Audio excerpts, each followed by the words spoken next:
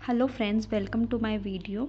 आज जो मैं वीडियो बना रही हूँ वो है एक मेरा पर्सनल एक्सपीरियंस है। मैं इसको प्रॉपर स्ट्रैटेजी भी नहीं बोलूँगी। ये मेरा एक पर्सनल एक्सपीरियंस है कि कैसे मैंने कुछ टिप्स और ट्रिक्स यूज़ करके मैंने बीएड में टॉप किया था और कैसे मतलब मैं बाकी उन बच्चों से खुद को मैंने अलग दिखाया था अपनी जर्नी के दौरान। तो ये जो अभी आप स्क्रीन पर जो फ़ोटोज़ देखने वाले हैं, जो अभी आपको दिखने वाली हैं, तो ये मुझे जो प्राइज़ मिल रहा है, ठीक है? तो ये प्राइज़ मुझे ऐसे ही नहीं मिला था। मैंने बीएड के हर सेमेस्टर में लगातार टॉप किया था। तो सबसे मज़ेदार बात ये है कि मतलब जो भी वहाँ बच्चे थे, हमारे वहाँ पे 100 बच्चे थे एक सेशन में, ठीक है? तो उस टाइम पे उन 100 बच्चों में से खुद को टॉप 3 में रखना एक बहुत बड़ी बात होती है। मेरे लिए स्पेशली तो बहुत बड़ी बात थी। तो बच्चे ऐसे करते थे कि मतलब 32 पेजेस होते थे उस एग्ज़ाम में जो भी मिलता है हमें पेपर। तो उसमें 32 पन्ने भी बच्चे भर के आते थे। इवन सप्लीमेंट्री शीट्स भी लेते थे और उनके नंबर मैं देखती थी तो कम आते थे। और ऑन दी अदर हैंड अगर मैं अपनी बात करूँ तो मैं लिमिटेड ही लिखती थी। और बट मैं जो लिखती थी ना वो बहुत तगड़ा लिखती थी। मतलब कि अगर आप भी मतलब बीएड में और अगर आपको लग रहा है कि बस पेजेस भरते जाओ और सिर पैर उसका कुछ है नहीं, तो ये आपकी बहुत बड़ी गलतफ़हमी है, ठीक है? तो आज मैं आपको वीडियो जो मैं बना रही हूँ ना, मतलब वो अपना खुद का पर्सनल एक्सपीरियंस ही बता रही हूँ कि कैसे मैंने बिना मतलब खिचड़ी पकाए प्रोफ़ेसर के दिमाग से कैसे खेल कर मैंने सेमेस्टर में टॉप किया। तो चलो बिना किसी बकवास के अब सीधे काम की बात करते हैं। तो सबसे पहली बात है कि रद्दी जैसा मत लिखो। मतलब अपने दिमाग से ना ये कचरा निकाल दो कि बीएड में पेजेस भरते रहोगे तो उतने ही ज़्यादा नंबर मिलेंगे। तो ऐसा बिल्कुल भी नहीं है। मान लो कि 30 पेज लिखती हैं आपने, ठीक है? लेकिन वो कैसे लिखे हैं? बिल्कुल कीड़े मकोड़े जैसे। ना कोई हेडिंग है, ना कोई पॉइंट है, बस पैराग्राफ पे पैराग्राफ छापे जा रहे हैं। देखने में वो आंसर शीट बिल्कुल रद्दी जैसी लग रही है। अब आप खुद ही सोचो, जो प्रोफ़ेसर आपकी कॉपी चेक कर रहा है मतलब वो इंसान है, वो कोई रोबोट तो है नहीं। तो दिन में उसे कितनी कॉपियाँ चेक करनी होती हैं, ठीक है? तो वो ऐसी गंदी हैंडराइटिंग आपकी हौच-पौच वाली राइटिंग को देख के क्या उसको मतलब पढ़ने का मन करेगा? खुद सोचो। शायद आपका आंसर भी होगा नहीं, है ना? तो उसका बिल्कुल भी पढ़ने का मन नहीं करेगा, ठीक है?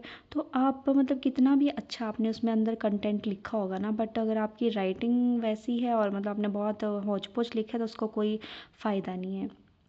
ठीक है? तो इसलिए सबसे पहला रूल यही है कि आंसर को दिखने में सुंदर और अट्रैक्टिव होना चाहिए आपका, कि एग्ज़ामिनर का मन करे खुद पढ़ने का। मतलब सबसे पहले आपने ये कोशिश करनी है कि एग्ज़ामिनर आपका क्वेश्चन पढ़े, आंसर पढ़े, ठीक है? फिर दूसरा सीक्रेट बता रही हूँ मैं आपको कि आपने ये सोचना है कि एग्ज़ामिनर को कुछ नहीं आता भई, वो ऐसे ही है बुद्धू, ठीक है? आपको ही आता है और आपने उसको ईज़ी लैंग्वेज में समझाना है। ऐसे सोचना कि वो छोटा बच्चा है, मतलब 8-9 क्लास का बच्चा है, उसको समझाना है। अब आप सोचो कैसे समझाओगे उसे? एक लेमैन एग्ज़ाम्पल मतलब बहुत आपने क्या करना है कि मतलब एग्ज़ाम देते समय मतलब यही सोचना है अपने दिमाग में, ठीक है?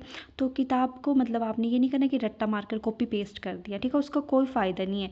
कीड़े-मकोड़े मतलब बनोगे तो मतलब जैसे किताब ही कीड़ा बन गया आप, है ना? तो प्रोफ़ेसर भी वैसे आपको एवरेज नंबर देके आगे निकल जाएगा। तो आपने अपनी लैंग्वेज को बिल्कुल सिंपल रखना है और अपने जो वर्ड्स हैं उनको मतलब ऐसे समझाओ कि कोई छोटा बच्चा भी समझ जाए, है ना? एग्ज़ामिनर को आपकी बात आसानी से समझ आनी चाहिए, मतलब वो खुश होकर आपको पूरे नंबर देगा, ये मेरी गारंटी है। फिर है मेरा एक बहुत ही मेरा फेवरेट पॉइंट है कि ब्यूटी पार्लर, मतलब आंसर राइटिंग का ब्यूटी पार्लर, ठीक है? मतलब एक अट्रैक्टिव फॉर्मेट होना चाहिए। तो मतलब आंसर को सुंदर और अट्रैक्टिव कैसे लिख सकते हो आप? तो उसके लिए मैं आपको कुछ वो दे रही हूँ, टिप्स दे रही हूँ। तो सबसे पहले हौच-पौच नहीं लिखना है, खुला-खुला लिखो, अच्छे से लिखो, वर्ड्स के बीच में प्रॉपर गैप बनाओ, ऐसा नहीं लगे कि मतलब एक दूसरे के ऊपर चढ़ रहे हैं, खिचड़ी नहीं होनी चाहिए, बिल्कुल पकानी नहीं है। फिर ब्लू ब्लैक पेन यूज़ करो, स्केच का यूज़ करो, जहाँ पे आपको लग रहा है कि फ्लो चार्ट्स वगैरह हैं, तो वहाँ पे आप ब्लू पेन का, स्केचेस का यूज़ करो, उससे आपका आंसर बहुत निखर कर आता है, ठीक है? और कंटेंट तो आपको पता ही है, कंटेंट जो होगा वो आपका ब्लू से ही होगा। फिर प्रॉपर स्ट्रक्चर दो, इंट्रो, बॉडी, कंक्लूज़न वो होना चाहिए। ऐसा नहीं कि कुछ भी सीधा पैराग्राफ ही चेप दिया। और कंक्लूज़न लिखना कभी नहीं भूलना है, वो उसके बिना आंसर अधूरा है, मतलब बॉडी विदाउट सोल समझ लो। फिर बुलेट पॉइंट्स होनी चाहिए। फॉलो चार्ट बोल रही हूँ, फ्लो चार्ट का भी मेन खेल होता है, ठीक है? वो भी होना चाहिए।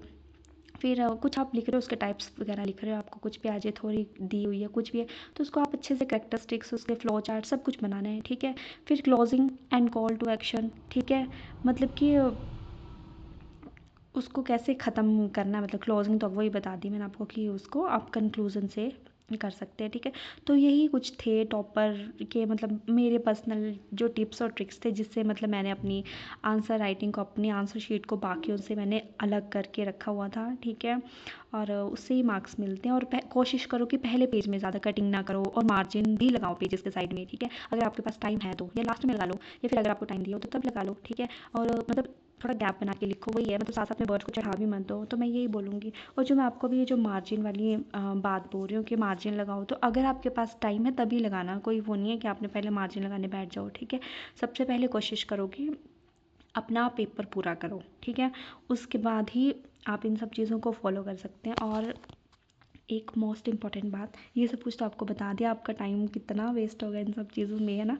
वो एक मेरा था, मेरा हाथ बना हुआ था उस चीज़ पे।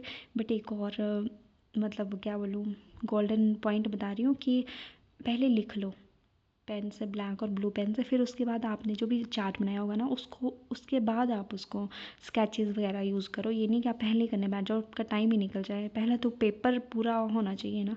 तो यही कुछ टिप्स एंड ट्रिक्स की, जिससे कि मैंने हर सेमेस्टर में टॉप किया है कंटिन्यूसली। And thank you. अगर आपको मेरे नोट्स चाहिए होंगे, या फिर अगर आप मेरी असाइनमेंट्स देखनी चाहते हो, या फिर कैसे आंसर राइटिंग करते हो, तो वो मैं आपको बता सकती हूँ, तो आप मुझे ज़रूर बताएं। Thank you. कमेंट मी अगर आपको चाहिए तो। बाय।